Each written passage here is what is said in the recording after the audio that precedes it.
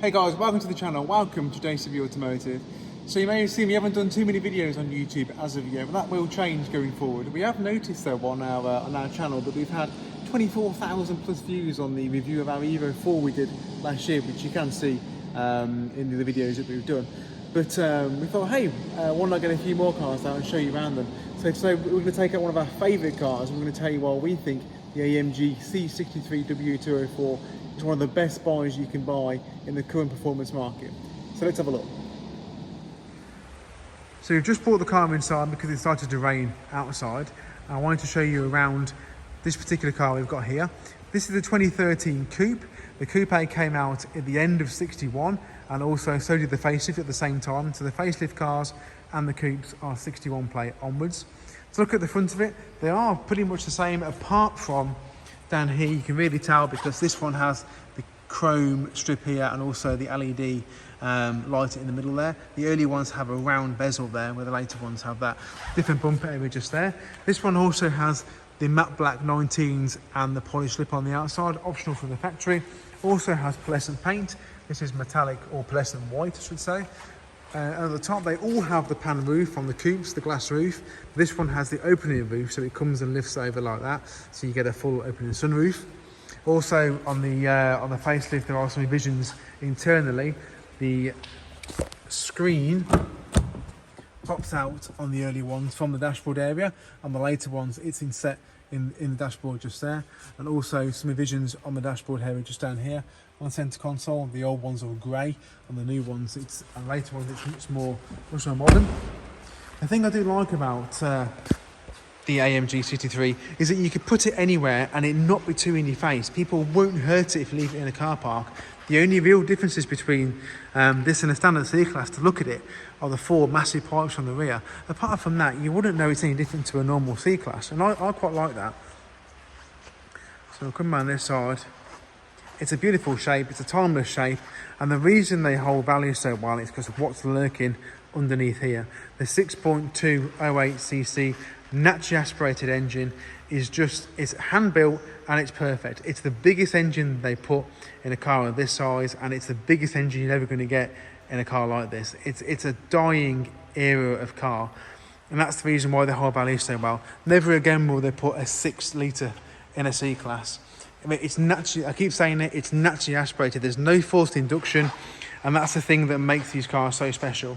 Never again will they make one. All new cars now are going to be assisted, even past where we look at turbos and superchargers. They're all going to be hybrids and EV assisted. That is just pure 6.2 litre V8 heaven.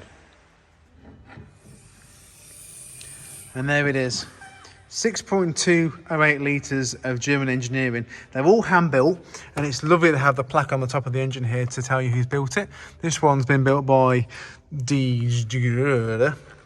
Anyway, it's a real thing of beauty. Never again will they make something like that you can buy in a car like this. Let's get it out on the road and see what it's like.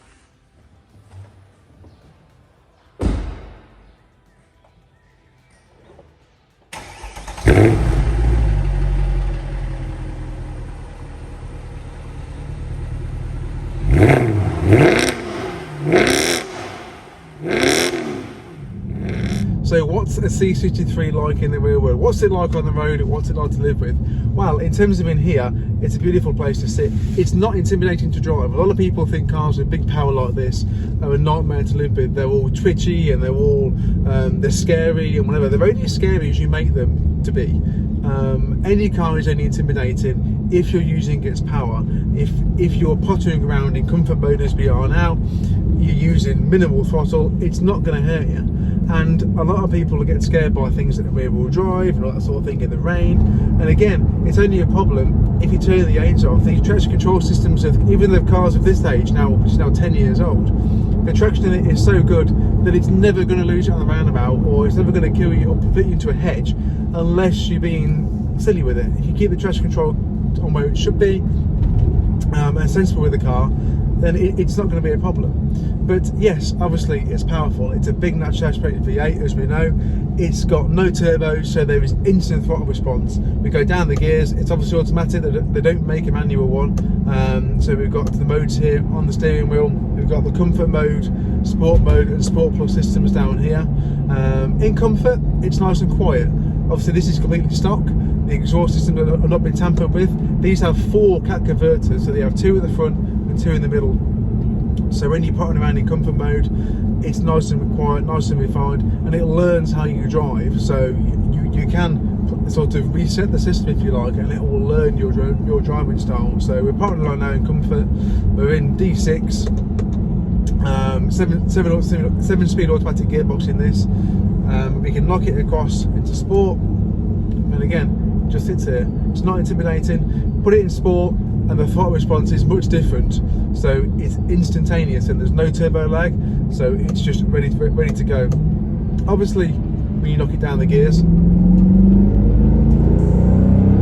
you have got this surge of power coming through, and you get that massive bellow from the big V8 up front. But on the whole, it's a beautiful place to sit.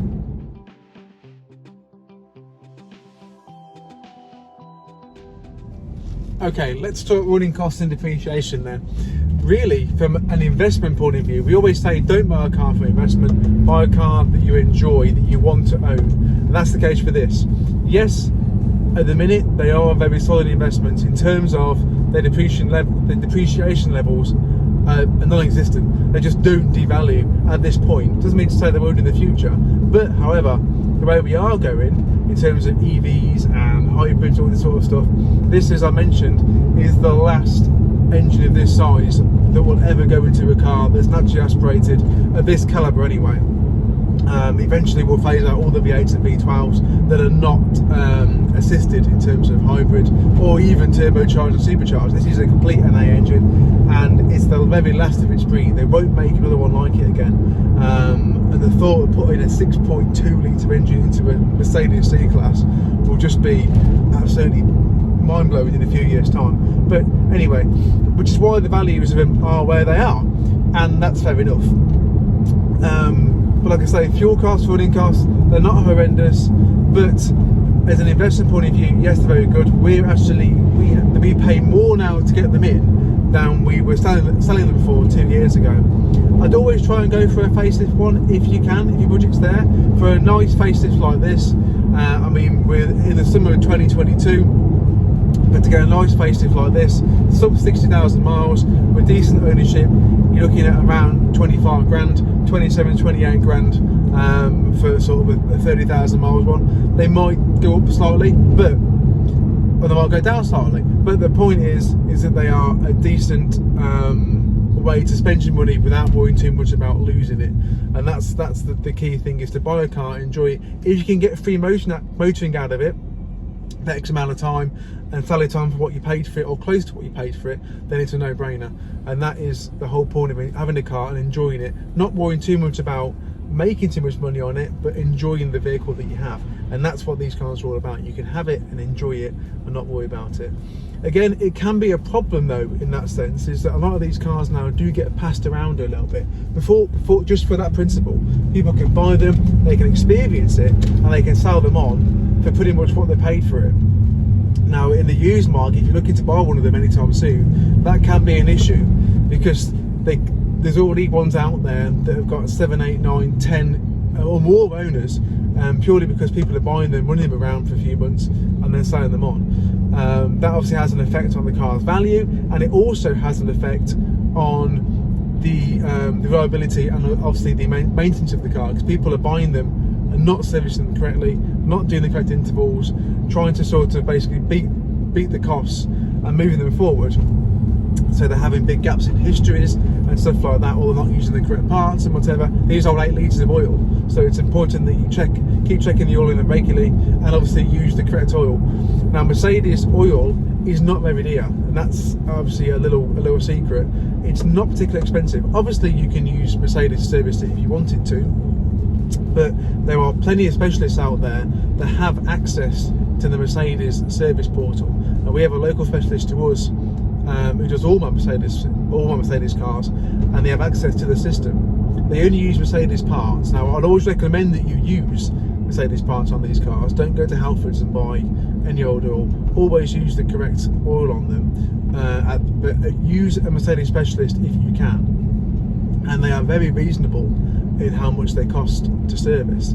I mean, an A service, which is just an oil and filter change, is around the £200 mark. And bear in mind, it's 8 litres of oil that goes into one of these.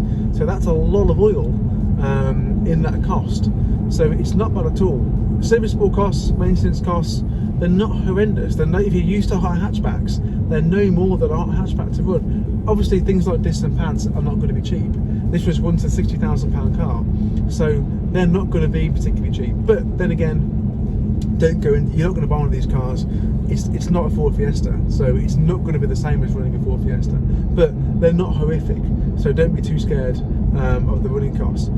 General wear and tear, things like that. We've had 30 of them roundabout. We've never had one back for anything. Apart from the only one we did have back was we had a gentleman who rang me and said that the oil light kept coming on. So obviously we were nervous, brought it back in again, and sure enough it was losing oil. When we got it in the air, it actually hit a pigeon and it pierced the oil cooler.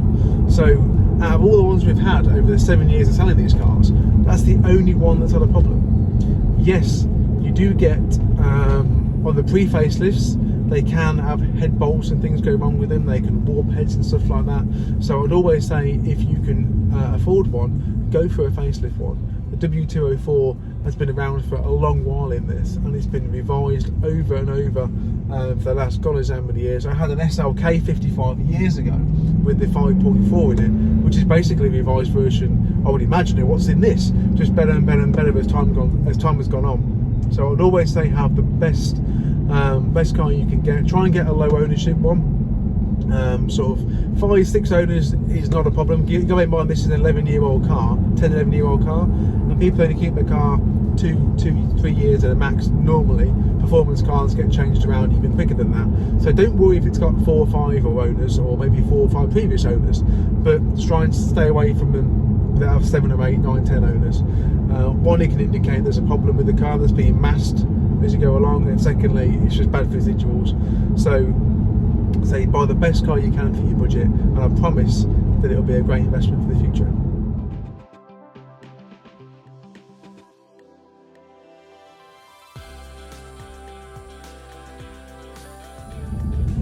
Fuel economy, let's be reasonable. It's not going to do 40 everywhere you go. It's not going to do 30 everywhere you go. Bear in mind, compared to a modern day Focus ST 2-litre turbo or whatever, an Astra VXR, or even a Golf GTI, this is 3 times the engine capacity. So it's a 6.2, not a 6.3. It's a C63, but it's a 6.208cc engine. So but then blokes do like exaggerating the size of things a little bit, don't they? So we can live with that. But it's a 6208cc capacity engine. But again, about 3 times the size of your normal family hatchback. So mid-teens around town is achievable. Early 20s on a run, yes, you can get, but you've got to be careful with it. But it will do it. But then again, buying a car like this, fuel economy shouldn't really be your number one priority in the first place.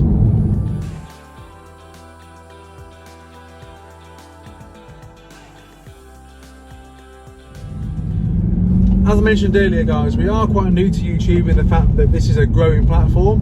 I hope you enjoyed this video. We're doing a direct comparative with this against an M4 competition that we have in stock. We'll do that next week when we get back from the Goodwood Festival of Speed. But say like and support the channel. Please comment, please share much as you can, and like and subscribe for lots more videos to come in the future. Cheers, guys. Bye bye.